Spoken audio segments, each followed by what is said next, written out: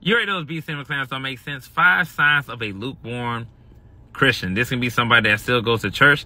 This can be a person that claims to be spiritual. That's why you got to have discernment. That's why the Bible tells us to test every spirit. Number 1, stony ground, not well rooted. See, once persecution comes for the word, they're going to fold.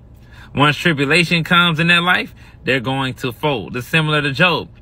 If they ever went through a situation where they fall on hard times, they're going to say, oh, you know what? Nobody for me. I just got to depend on myself instead of going to the Lord. Another thing is, once the holidays come up and man tradition, they're over there celebrating Thanksgiving with their family instead of warning the wicked, letting them know that we shouldn't be worshiping idols, putting Christmas trees up in the house, saying that it's okay. Oh, there's nothing wrong with that. My family been doing it for years. It's always an excuse. They know that the head of the woman is a man and the head of the man is Christ and the head of Christ is the Most High.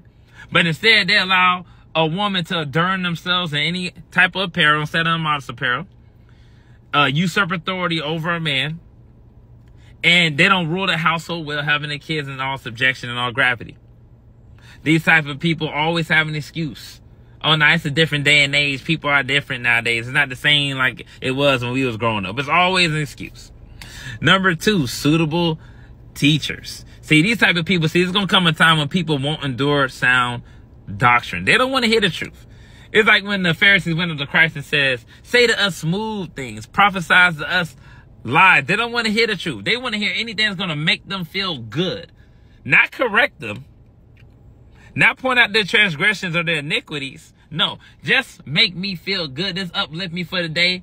Don't ever try to correct me or make me better in any sense of the word. I'm good. They don't want that. They just want to be fed garbage. Anything that's honey to the ears, they don't mind. Long as you're just making them, feel a little, euphoria. They don't want nothing else. 3, does not understand spiritual things. These type of people have horrible relationships. And it's because if you were to get a friend, prove him first. Don't be so quickly to trust. You got to have discernment. Because when you live in this life, we're dealing with spirits. We wrestle not against flesh and blood. And when you don't understand spiritual things, you're going to have terrible relationships with people. Or you're going to be around people you don't even know don't really have your best interests at heart. You're going away of the wicked, sitting to see the scornful, taking counsel of the ungodly. You just don't know what you're getting yourself into. And that's why you must gain the Holy Spirit so you can have discernment. Number 4 is a prideful spirit. These people don't want to listen. They don't care. They even know what you're saying is true. You even point out the verse in the Bible to them that, hey, you shouldn't be doing this and doing that and the third. They don't even care.